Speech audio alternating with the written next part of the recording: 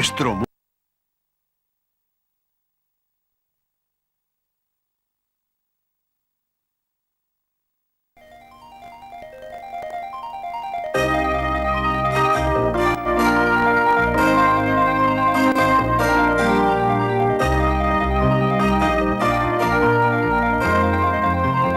El mundo de las plantas. Nuestro mundo floreciente.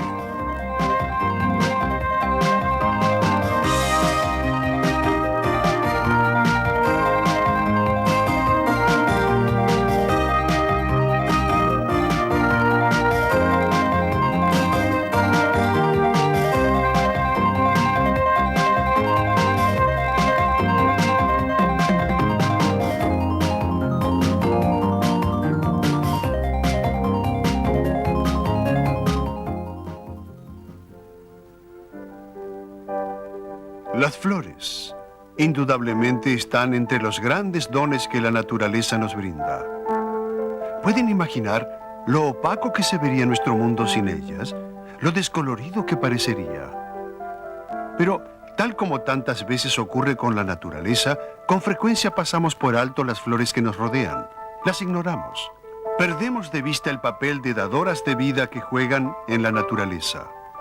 En el día de hoy, miraremos más de cerca a las flores, aprenderemos cómo se adecuan en el mundo de las plantas y cómo cumplen su importante papel en la naturaleza. Aunque es un hecho que las flores llenan nuestro mundo de belleza, en el gran cuadro de la naturaleza juegan un papel mucho más importante que el de hacer del mundo que habitamos tan solo un lugar bonito. Porque las flores, en sus innumerables formas, son la clave de la supervivencia de las plantas en las que crecen. No importa su tamaño, color o forma, el propósito de todas las flores es el mismo, la reproducción. Las flores son los órganos reproductores de las plantas que las producen, y su papel en la naturaleza es asegurarse de que las plantas sobre las que florecen produzcan las semillas para que su especie sobreviva de generación en generación. Y con ese fin, todas las diferentes partes de una flor ayudan de una manera u otra al muy importante proceso de la reproducción. Aquí vemos una típica flor.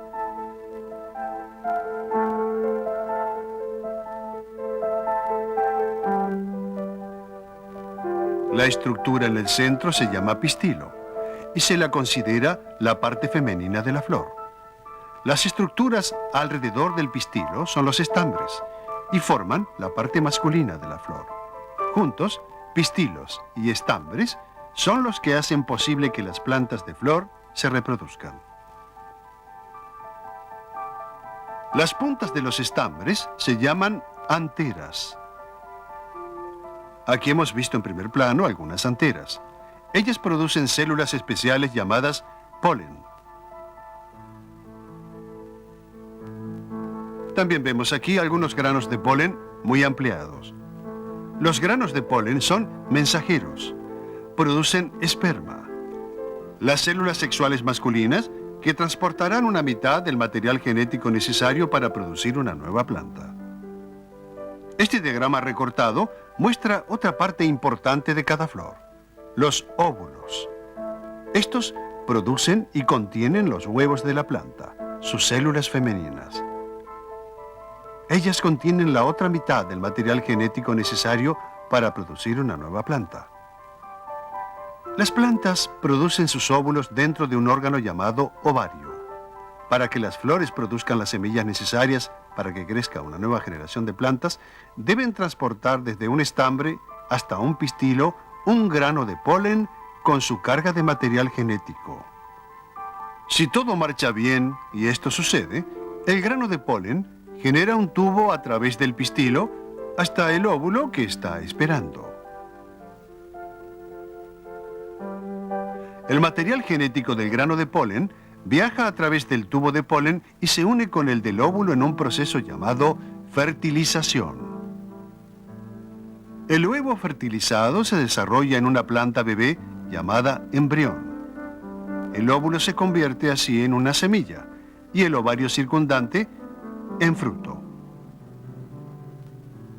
Todo lo que rodea a una semilla se llama fruto De modo que incluso las vainas, tales como las que envuelven a habichuelas o arvejas, son científicamente llamadas frutos. Como pueden ver, el viaje que hace el polen desde la antera hasta el pistilo es crítico. Si no se cumple, los óvulos que esperan no pueden ser fertilizados y la planta no puede producir semillas. Esto obviamente sería un desastre para ellas, y durante los millones de años en que han evolucionado, las plantas de flor han desarrollado muchas maneras diferentes de asegurarse de que su polen haga ese viaje de tanta importancia. Algunas, como estos pastos y árboles, cuentan con el viento para transportar el polen desde sus estambres hasta los pistilos que esperan. Es un método costoso de hacer las cosas. Las plantas que lo emplean gastan mucha energía produciendo las cantidades enormes de polen necesarias si quieren la posibilidad de que algunos de ellos sean llevados hasta las flores femeninas que esperan. Otras plantas de flor han adoptado una forma mucho más segura y económica de transportar su polen. Confían en animales transportadores para hacer la tarea. Por el estudio del registro de fósiles, los científicos saben que los insectos y las plantas de flor, tal como la que vemos en este raro fósil, se desarrollaron más o menos a la par y de una manera que benefició a ambos. Los insectos ganan en esta antigua sociedad la rica provisión de alimentos que las flores proveen. Entre estos alimentos se incluye una solución azucarada llamada néctar que muchas flores producen y con el cual a muchos insectos les encanta cenar. Y está también el siempre importante polen. Y ya que hablamos acerca del polen, de él están compuestos los bultos amarillos sobre las patas de esta abeja. Ella recogió el polen de las flores que visitó. Mientras los insectos se alimentan, el polen pasa de las anteras de la flor a sus cuerpos. Cuando los insectos viajan hacia otra flor, transportan algo de ese polen con ellos. Con suerte, algo del polen de la primera flor se desprenderá del cuerpo del insecto y pasará al pistilo de otra flor. Como hemos visto antes, una vez que los huevos de una flor son fertilizados, ellos se desarrollan en embriones y los óvulos se transforman en semillas. Estas son toda la razón de la existencia de la flor. Las semillas hacen posible que la planta comience una nueva generación y que la especie sobreviva cuando las plantas que producen las flores mueran. Aunque las semillas vienen en muchas formas y tamaños distintos, todas son similares en dos rasgos básicos. Todas ellas contienen una provisión de alimento y un embrión o planta parcialmente desarrollada. Estas habichuelas son típicas semillas. Si las remojamos durante varias horas, podemos abrirlas y ver su interior. El lápiz está señalando la provisión de alimento de esta semilla, que está contenida dentro de estas partes llamadas cotiledones. Como ustedes pueden ver, es grande. Esa es una de las razones por las que esas habichuelas son tan buen alimento para las personas. Y aquí está el diminuto embrión. Esta es una planta parcialmente desarrollada que se alimentará de la provisión de alimento de la semilla hasta que esté lo bastante grande para producir su propio alimento. Las semillas de la familia de las habichuelas se desarrollan en cápsulas protectoras llamadas vainas. Esto demuestra una de las importantes características de las plantas de flor. Mientras sus semillas maduran, sus ovarios se desarrollan en la cápsula protectora que los científicos llaman fruto. Ellos pueden adoptar muchas formas diferentes. Pueden ser flexibles y elásticos, como las vainas que cubren las habas y arvejas, duros como la roca, como estas nueces, o blandos y carnosos. Pero no importa la forma que tomen, todos los frutos ayudan a proteger las semillas que maduran dentro de ellos. Hoy hemos conocido el hermoso y fascinante mundo de las plantas de flor. Hemos aprendido algo acerca de cómo se unen y hemos visto cómo ellas y los insectos se benefician mutuamente. También descubrimos la manera en que las flores producen semillas y luego, en muchos casos, las envuelven en las cubiertas protectoras que llamamos frutos. No hay duda de que las flores son muy útiles a las plantas sobre las que florecen. y afortunadamente para todos nosotros, también hacen de nuestro mundo un lugar mucho más hermoso y habitable.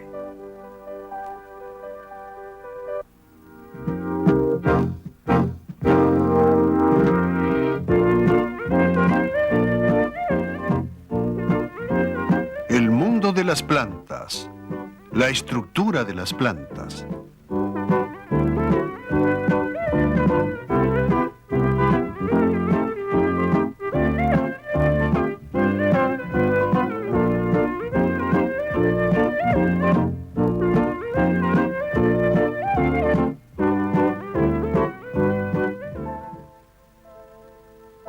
El nuestro es un mundo lleno de toda clase de seres vivos. Lo compartimos con muchas y diferentes clases de organismos. Y de todos estos variados vecinos, ninguno es más importante para nosotros que esas maravillas de la naturaleza, las plantas. Hoy vamos a aprender algo acerca de cómo se unen y cómo sus diferentes partes cooperan para ayudarlas a sobrevivir. Aquí hay un diagrama de una típica planta. Como pueden ver, está compuesta de 3 partes principales: raíces, tallos y hojas. Estas partes trabajan juntas como un equipo coordinado para ayudar a la planta a llevar a cabo la tarea de vivir. Comencemos por ir a la base de las cosas, las raíces. Al ser una de las 3 partes principales de cualquier planta, las raíces les son útiles de varias formas importantes. Una de ellas es ayudar a mantener a las plantas en su lugar, anclándolas con firmeza. Le brindan apoyo y ayuda para mantenerse derechas. Sin sus raíces de apoyo, un viento fuerte hubiese derribado a este gigante del bosque hace años. Las raíces sirven también como sistema de alimentación de la planta. Lo hacen absorbiendo el agua y los minerales del suelo en el que la planta crece. Las raíces tienen muchos y diminutos pelos. Estos pelos de la raíz aumentan el área de superficie de la misma y son muy eficientes en su tarea. El agua y los minerales que las raíces absorben son entonces transportadas a través de la planta por un sistema de células huecas especiales que forman tubos llamados tejido xilema. Otras células especiales forman también tubos llamados tejido floema, que transportan el alimento que se fabrica en las hojas hacia todas las partes de la planta. Mientras que las principales funciones de las raíces son anclar a una planta en su lugar y absorber agua y otras sustancias, ellas también ayudan en otros sentidos. Por ejemplo, en algunas plantas, tales como las zanahorias y las remolachas, las raíces almacenan algo del alimento que sus hojas fabrican. Esta reserva de alimento sirve para alimentar a las plantas en épocas de escasez. Otras plantas, tales como esta enredadera, producen raíces que se aferran a cualquier cosa que ayude a sostenerlas en su interminable ascenso hacia el sol. La mayor parte del tiempo, cuando miramos a las plantas, no pensamos en sus sistemas de raíces, tendemos a ignorar lo que está bajo el suelo. Pero las raíces de algunas plantas crecen hasta alcanzar dimensiones impresionantes. Tomen por ejemplo a los árboles mezquita. Son comunes en áreas desérticas del sudoeste norteamericano. Rara vez de gran altura, estos árboles no se elevan mucho por encima del suelo. Sin embargo, ellos compensan eso con lo que pueden lograr bajo tierra. A algunos árboles mezquita se les encontraron raíces que llegaban a 56 metros de profundidad. Por supuesto, ellos necesitan estas largas raíces para encontrar todo el agua posible en las profundidades de su hogar en el desierto. Algunos tipos de pastos comunes también pueden desarrollar sistemas de raíces que no son para menospreciar. Se ha estimado, por ejemplo, que una sola planta de pasto puede tener hasta 14 millones de raíces individuales. Esas son realmente muchas raíces, ¿verdad? Por lo regular, las raíces están conectadas a la segunda parte principal de la mayoría de las plantas, el tallo. A los tallos de los árboles los llamamos troncos y ramas. Los tallos, como veremos, ayudan de varias formas importantes a las plantas de las que forman parte. Por un lado, los tallos les sirven como esqueleto. Forman y sostienen sus hojas y las mantienen altas donde puedan alcanzar la luz del sol.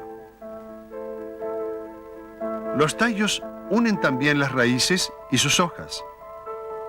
son una parte importante de su sistema de transporte. El agua pasa a través de ellos en su camino ascendente desde las raíces a través del tejido xilema hasta las hojas. Y el alimento desciende desde las hojas a través del tallo en el tejido floema hasta las raíces. Aquí hay un corte transversal de un árbol común. Parece muy simple, pero realmente tiene una estructura muy compleja. Como en el caso de las raíces que vimos antes, el agua asciende hasta las hojas a través del tejido xilema y el alimento desciende hasta las raíces a través del tejido floema. Además de sostener a una planta y unir sus raíces y hojas, los tallos también las ayudan de otra manera. Una de las más importantes es el almacenamiento de agua. Y en ninguna parte esta habilidad de almacenar humedad es más importante que en el desierto.